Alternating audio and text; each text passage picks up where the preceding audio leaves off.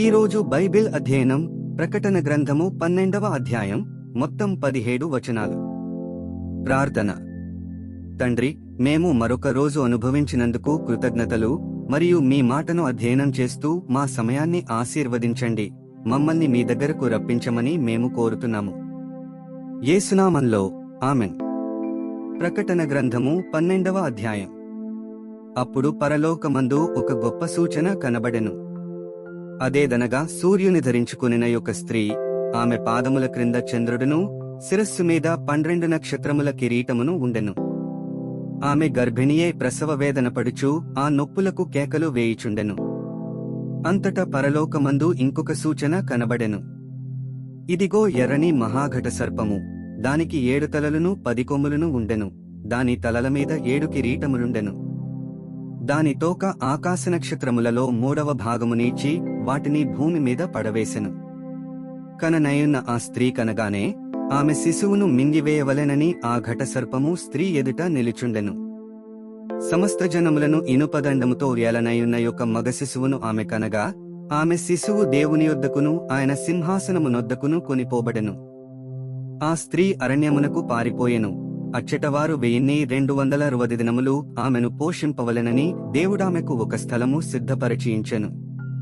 అంతట పరలోకమందు యుద్ధము జరిగెను. మిఖాయేలును అతని దూతలును ఆ ఘటసర్పముతో యుద్ధము చేయవలెనని ఉండగా, ఆ ఘటసర్పమును దాని దూతలను యుద్ధము చేసిరిగాని గెలువలేకపోయిరి గనుక పరలోకమందు వారికిక స్థలము లేకపోయెను. కాగా సర్వలోకమును మోసపుచ్చుచు అపవాదియనియు సాతాననియు పేరుగల ఆదిసర్పమైన ఆ మహాఘట సర్పము పడద్రోయబడెను. అది భూమి మీద పడద్రోయబడెను, దాని దూతలు దానితో కూడా పడద్రోయబడిరి. మరియు ఒక గొప్ప స్వరము పరలోకమందు ఈలాగు చెప్పుట వింటిని, రాత్రింబగళ్ళు మన దేవుని ఎదుట మన సహోదరుల మీద నేరము మోపువాడైన అపవాది పడద్రోయబడియున్నాడు గనుక ఇప్పుడు రక్షణయు శక్తియు రాజ్యమును మన దేవుని వాయను, ఇప్పుడు అధికారము ఆయన క్రీస్తుదాయను. వారు గొర్రెపిల్ల రక్తమును బట్టియు తామిచ్చిన సాక్ష్యమును బట్టియు వానిని జయించియున్నారు గాని మరణము వరకు తమ ప్రాణములను ప్రేమించిన వారు కారు. అందుచేత పరలోకమా, పరలోక నివాసులారా, ఉత్సహించుడి. భూమి, సముద్రమా, మీకు శ్రమ. అపవాది తనకు సమయము కొంచెమే అని తెలుసుకుని బహుక్రోధము గలవాడై మీ యొద్దకు దిగివచ్చియున్నాడని చెప్పెను. ఆ ఘటసర్పము తాను భూమి మీద పడద్రోయబడియుండుట చూచి ఆ మగశిశువును కనిన స్త్రీని హింసించెను. అందువలన ఆమె అరణ్యములో ఉన్న తన చోటికి ఎగురునట్లు గొప్ప పక్షిరాజు రెక్కలు 2 ఆమెకు ఇయ్యబడెను.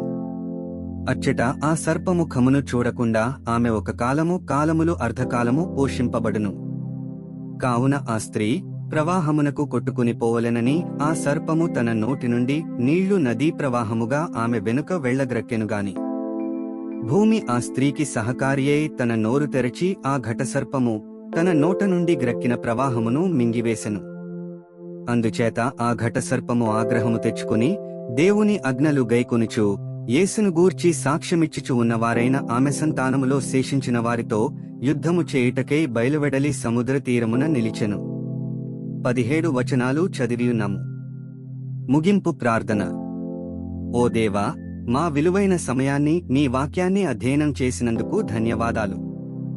మా మార్గాలలో నడవడానికి మరియు మన సత్యాన్ని ఇతరులతో పంచుకోవడానికి మాకు ధైర్యాన్ని ప్రసాదించు.